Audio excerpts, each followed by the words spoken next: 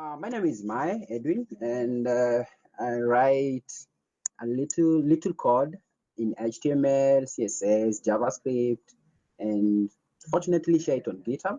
So that's what I like doing most of the time, and I like speaking on web technologies and also on developer community leadership to uh, dev community leaders like Mike and stuff. So the picture is actually in May in 2018. I was speaking to GDG leads around the globe. I also not just speak to devs like you. I also speak to in conferences that are tech related. Yes, and this was one of my recent one. Yeah, and also I'm a community leader with the Google Developer Program, GDG. And yeah, so that's what I also do. I also host meetups like the one we are just having it that we are having right now. Yeah, awesome. So I'm happy to be here today, remotely from Kenya, and I'm going to speak about Workbox Progressive Workbox recipe. So today we're just going to look at one amazing feature for Progressive Web Apps, and that is the offline feature. I think this is the most important thing, and I've seen a lot of devs focusing so much on this, and at the end of the day, end up just making everything offline that is so unnecessary. So I thought I should come up with something like this and just share to you some skills or some ideas and knowledge how to best use Workbox to actually do best while building offline fast web apps and stuff. So just before I continue, I have this little open source project. So basically, it's a dev site that focuses on just giving little tidbits on building progressive web apps and how to do it. And lots of open source code is available for you to add these exciting features to your progressive web app. So you could check it out later. Yeah, where you go out. So I also like to teach people how to write code most of the time. And also, yeah, this is one of my best life principles to I look forward to coding till I die, most probably. Awesome. So I was to get here. Okay, cool. So just like I was saying, most of the time I actually run some performance tests on some progressive web apps I come across with. And one of the performance tests I look towards is the caching process or the offline part, because you look at this kind of web app works so well, but then everything is offline. So you end up misusing the user's resources, whether unknowingly or unknowingly. And I don't think this one is one of the best practice in regards to web development. And yeah, so that's why as a dev, I just started to focus on building progressive web apps using Workbox. And Workbox is basically a JavaScript library for progressive web apps and modules and stuff.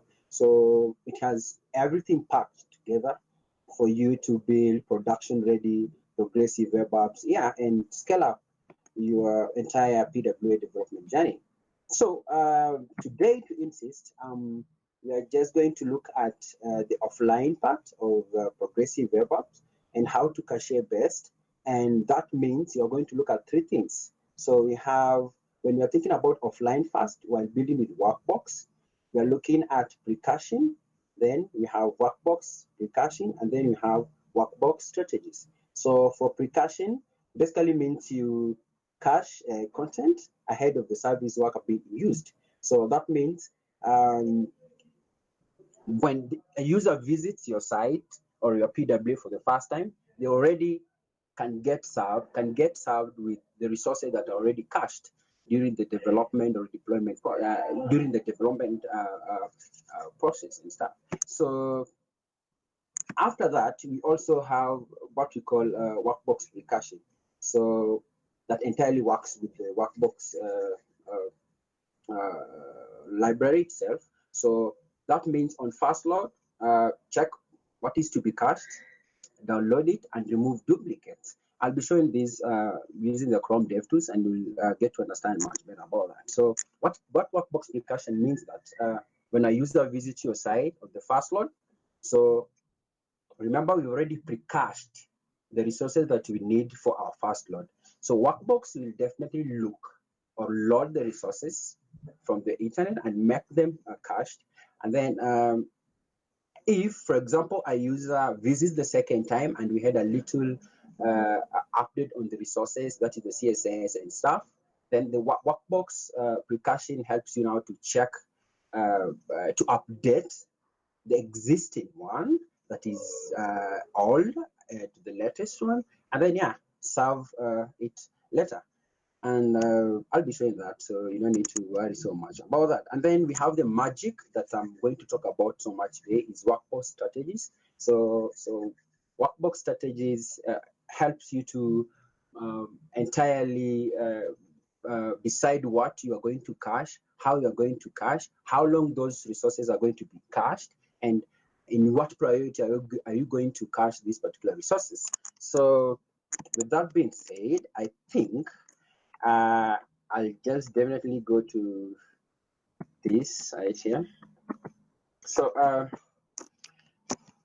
on our dev site, that is the pwfi.org, we have a little doc describing these strategies before I just implement it with a Colab itself. So we have, when you go to the developer directory, we have how to implement offline strategies. So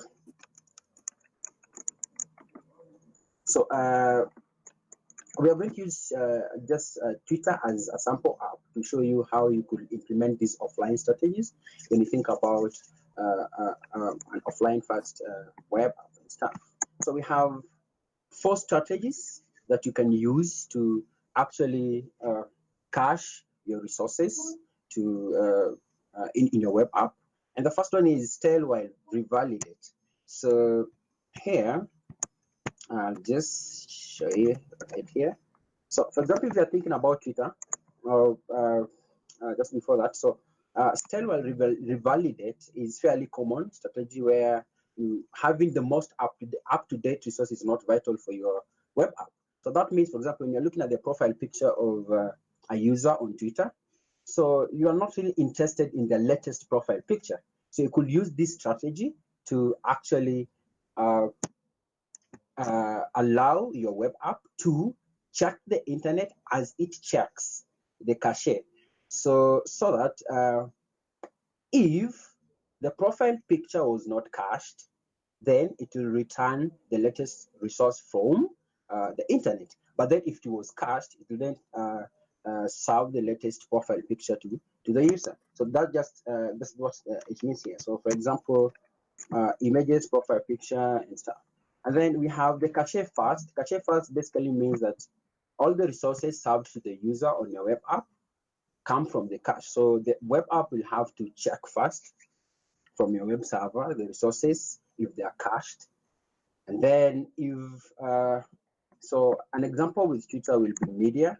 For example, when you tweet a lot of photos and you have, just show my Twitter, for example. So, okay, cool.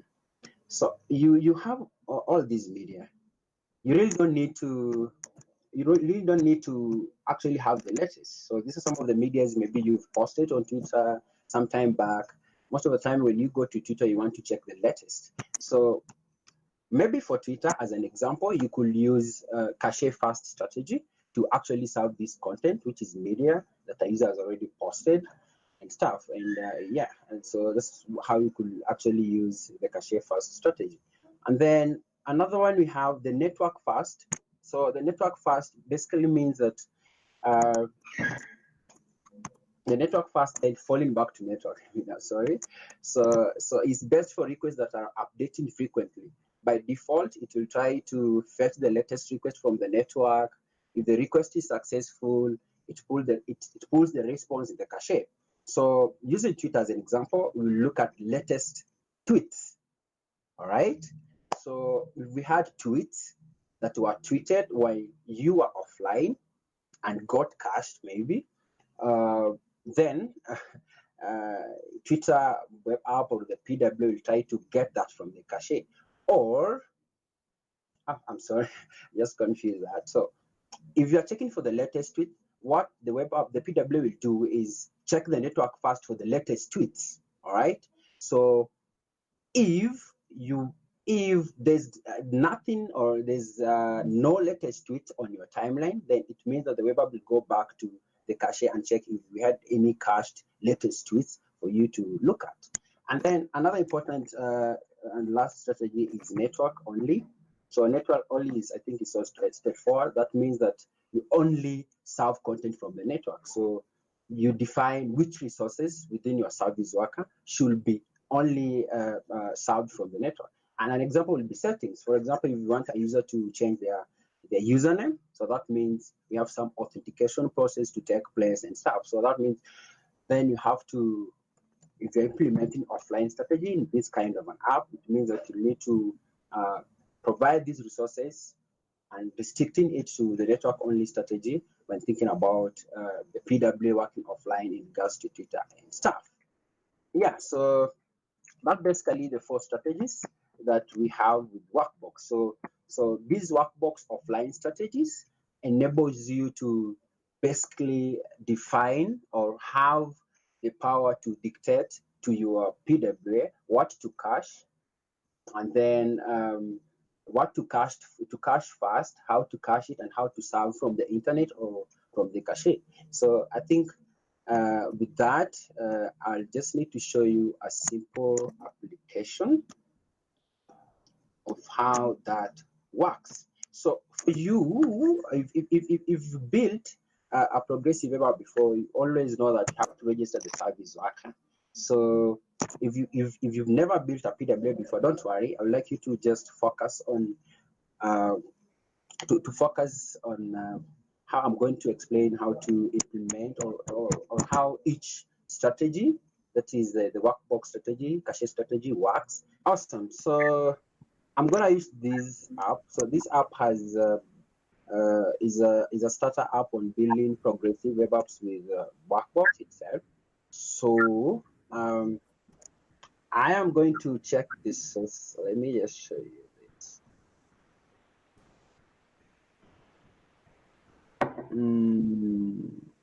I'll show you.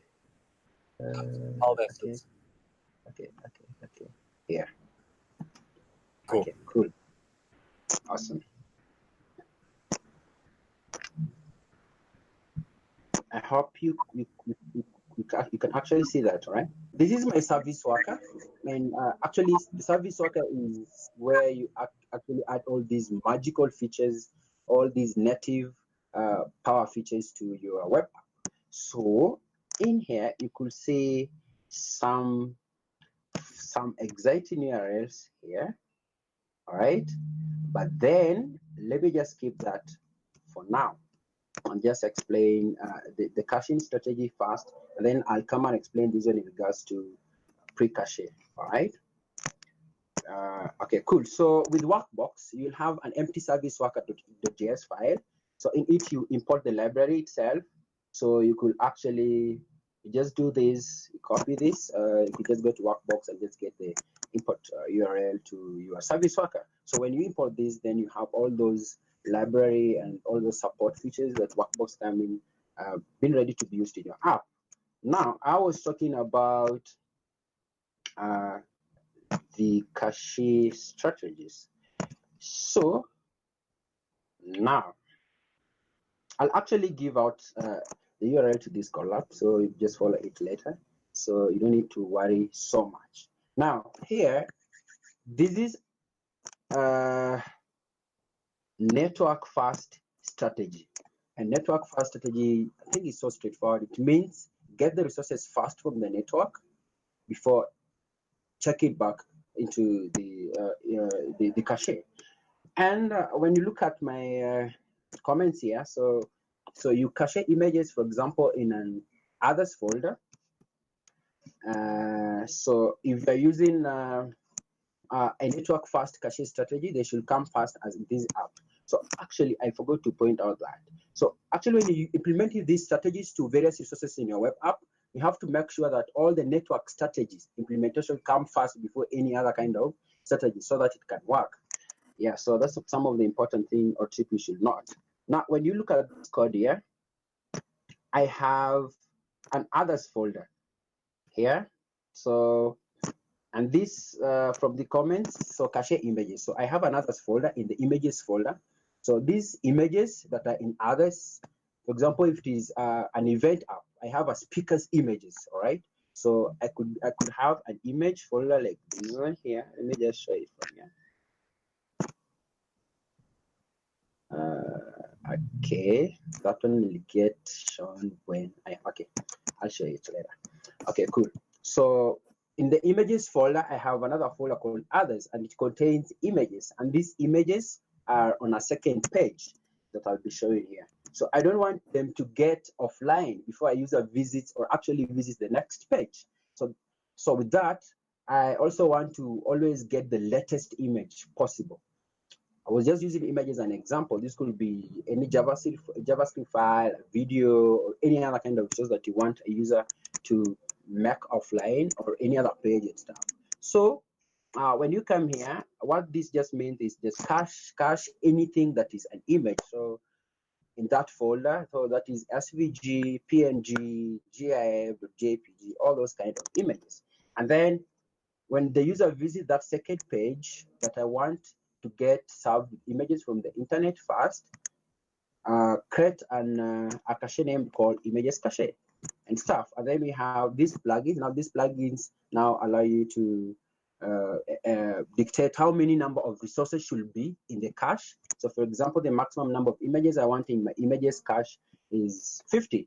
And how many days do I want them to stay in the cache before we have an auto update of the entire thing is 7 days. But then this one is here for by mistake, because actually we're implementing the network first strategy.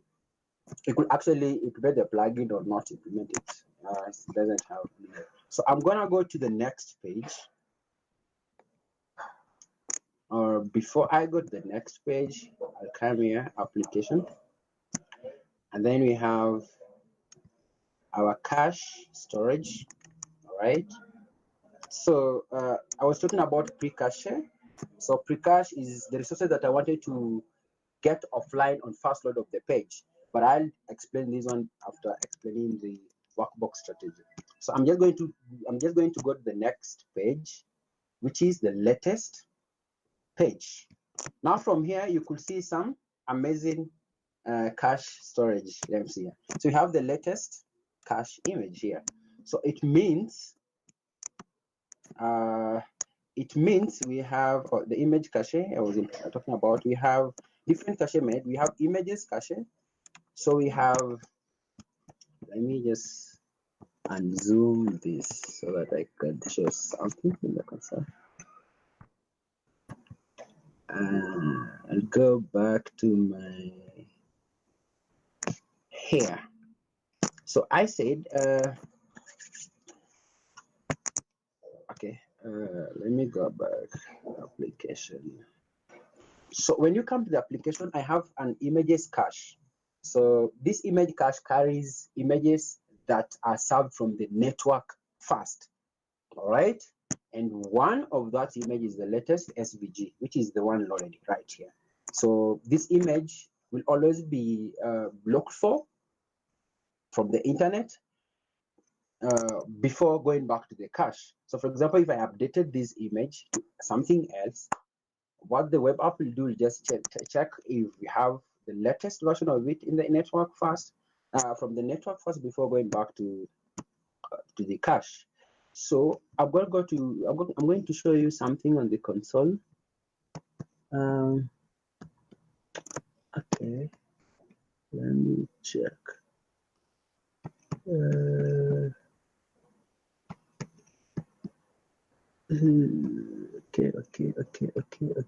This is my service. Okay, do I have it really? Okay, not really. Oh, I'll go back here. I want to see.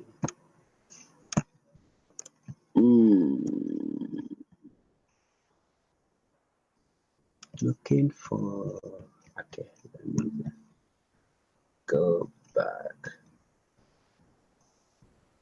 here. Let me just go back. Oops. Okay, cool. Okay. Okay. Okay, cool. Awesome. So this is how you actually implement the network first strategy. Another thing that we have, another strategy is we have a latest, this folder here. We have a latest folder directory or subdirectory. So you can cache resources from a specific directory. And here I'm using this kind of strategy. So stale while revalidate. All right. So this means I'll actually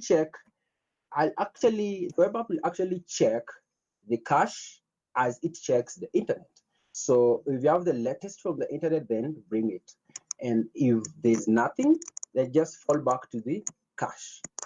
So that is basically what it means. And then because I visited this kind of, I visited the subdirectory, you could see that we have a latest cache, meaning that this web page will be served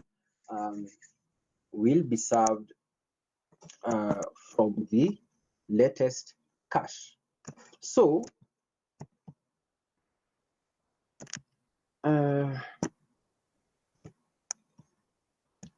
I go back here. Where was I going to? Okay, cool.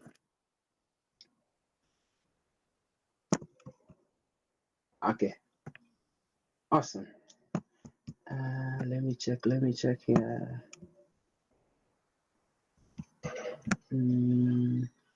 Latest folder. Okay, cool. So in this app, I've used stale while revalidate. So that means, for example, for the latest directory, for the user visits, what the web app will do will check both the internet and the cache. So what serves first is what gets to have its way and serve the resource that is being looked for. I've actually implemented the same thing on external CSS and JavaScript, and that, for example, in this folder here, I've used this. So what this means is that cache any external resource that is not already cached or that is not caught up in my custom service worker, or anything that I've not caught up in the pre-cache code that I've written, or to implement the offline loading stuff. So we have an asset cache.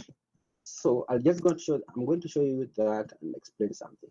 So when you look at this asset cache, it contains a cache resource from Firestore,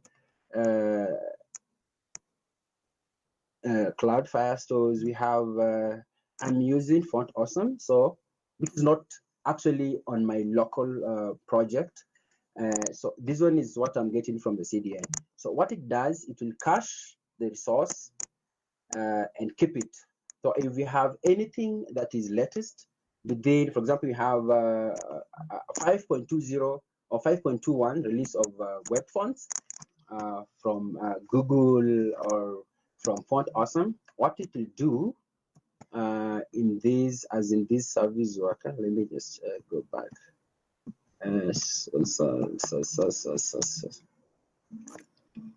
Every time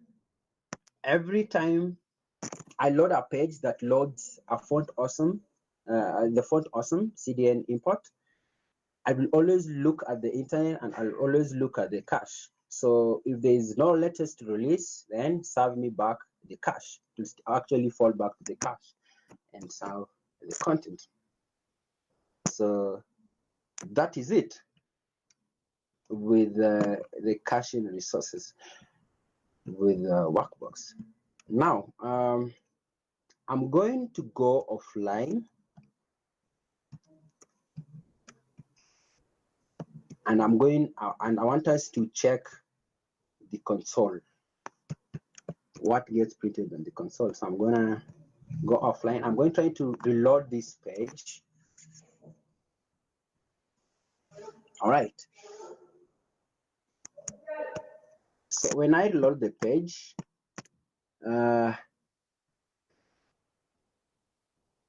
you still find that the page is still working offline.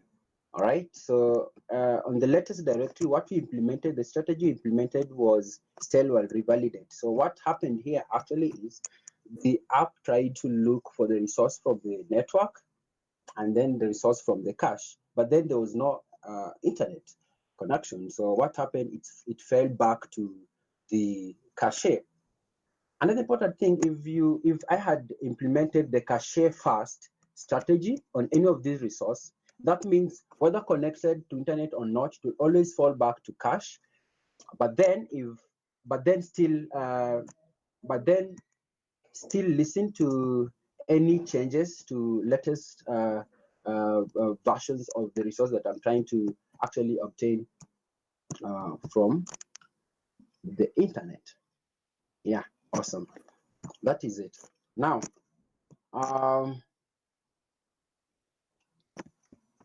I'll try to go back here,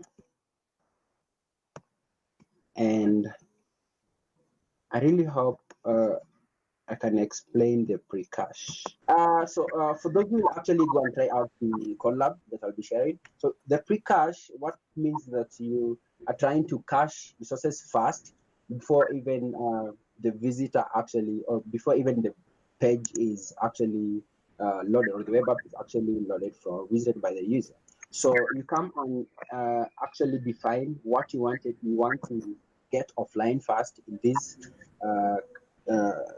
as shown in this code here. So for example here, what I mean here is cache everything that is JavaScript in the JS folder, cache all the CSS in the CSS folder, and cache all the SCSS in SCSS in the SCSS folder. Or you could actually do that in one line and stuff. So what that one results in is, I'm gonna zoom this. So that's what actually we are seeing here, right? So what I said should be cached even before the web app is actually loaded is my index file, all these. I also specified I want all the assets, the JavaScript and the CSS, all of them are actually cached. And that is what you definitely get when you first visit the web app. So if I'm gonna go online and finish up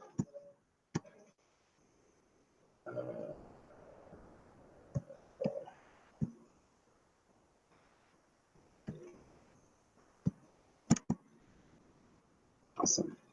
So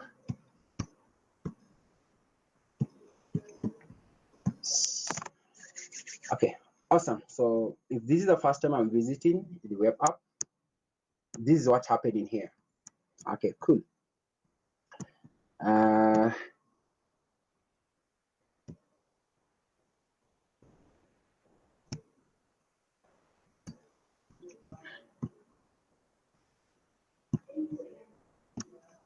When we implement the pre-cache, these are the resources that are made offline fast on the first page visit of the web app. So you can actually go through the collab itself, and you'll actually be able to get to understand how that is always it's actually implemented. And yeah, have fun with it. So with that, I think I'm done. So maybe if there's any question, you may want to definitely ask.